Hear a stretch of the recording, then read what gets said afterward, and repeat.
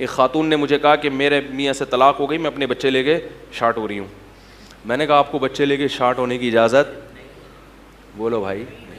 کہ نہیں وہ تو بڑا ظالم ہے. میں نے کہا آپ کے لیے ہوگا, بچوں کے لیے باپ کیا ہے؟ نعمت, آپ نہیں دور کر سکتے. نہیں, میں نے کہا بھائی میں آپ کے مرضی کے مسائل نہیں بتاؤں گا جو آپ چاہ رہی ہو. آپ کے باپ کو بھی بچوں کو باپ سے ملوانا پڑے گا. ہفتے میں ایک رات بچے کہاں رہیں گے؟ باپ کے پاس.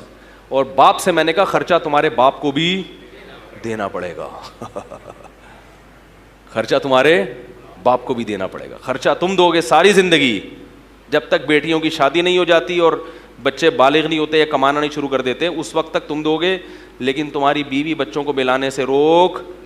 لیکن ایسا معاشرے میں نہیں ہوتا. جس کی لاٹھی اس کی بھینس. عدالت جا کے پھر پھڈے کرتے ہیں, وہ ادھر چھینتا ہے وہ ادھر. ایک عجیب, خود بھی برباد اور دوسروں کو بھی برباد, خود بھی بے سکون. شریعت سے فیصلہ ہی نہیں کرواتے.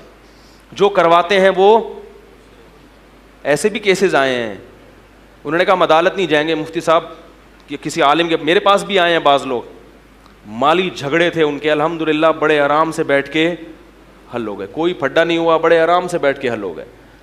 لیکن لوگ مولویوں سے ڈرتے ہیں کہ کہیں یہ ٹکر نہ مار دیں, یہ پتہ نہیں کیا فیصلہ نہ کر دیں.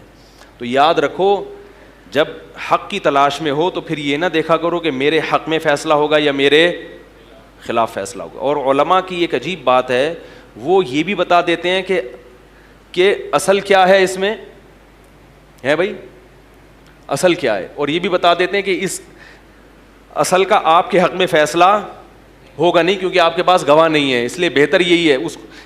مثال کے طور پر ایک آدمی نے کسی 1 کروڑ روپے کے کھا لیے, 1 کروڑ روپے کھا لیے مگر گواہ نہیں ہے. جس نے 1 کروڑ دیے ہیں اس کے پاس گواہ نہیں ہے. اب عدالت میں آپ جائیں گے نا, تو عدالت آپ کو دیانتاً کیا ہے, اللہ اور اللہ کا معاملہ کیا ہے وہ نہیں بتائے گی. عدالت کہے گی گواہ لے کر آؤ, نہیں ہے تو آپ کو کہے گی چلو جاؤ یہاں سے, گواہ نہیں ہے. مفتی کے پاس آؤ گے تو جس نے کھائے ہیں نا, مفتی اس کو پہلے اللہ کے عذاب سے ڈرائے گا, بولے گا فیصلہ تو میں تمہارے حق میں کر رہا ہوں کیونکہ گواہ نہیں ہے, لیکن یہ صرف دنیا کی حد تک فیصلہ ہوگا. آخرت میں کیا لگیں گے؟ طبیعت سے چترول لگیں گے ٹھیک ہے, یہ حلال نہیں ہوں گے تمہارے لیے. یہ بات جج نہیں بتائے گا, کیونکہ وہ خود چند ججوں کے علاوہ وہ خود کئی لوگوں کے پیسے کھا کے بیٹھا ہوا ہوگا, بلکہ اس نے تو کھائے 1 کروڑ والے سے پیسے ہوں گے, گواہوں کو ویسے ہی سائڈ پہ لگا دیا ہوگا. بعض اوقات جھوٹے گواہ ہوتے ہیں, تو مفتی تو بتا دے گا کہ بھئی یہ گواہ ہیں, گواہ کی بیس پر فیصلہ تو تمہارے حق میں کر رہا ہوں, مگر حقیقت اللہ ہی بہتر جانتا ہے. یہ گواہ جھوٹ بول رہے ہیں تو یہ رقم تمہارے لیے حلال, کیونکہ نبی بھی یہ فیصلہ کرتے ہوئے بتاتے تھے. صحیح حدیث ہے, آپ صلی اللہ علیہ وسلم نے فرمایا, روایت کا مفہوم ہے کوئی جھوٹے گواہوں کے ذریعے مجھ سے فیصلہ کروا لے تو وہ چیز اس کے لیے حلال نہیں ہوگی, وہ آگ کا ایک ٹکڑا کھا رہا ہے اپنے لیے. کئی دفعہ ایسے ہوا کہ کیس ہوا تو وہ ڈر گیا سامنے والا, تو میں نے پھر اس کو کہا, جس نے دیے تھے نا پیسے, اس کو میں نے کہا دیکھو تمہارے پاس گواہ ہے نہیں, یہ دے گا ایک دھیلا نہیں, تو کیوں نہ 50 لاکھ لے کے باقی 50 لاکھ معاف کر دو. کیا خیال ہے بھائی؟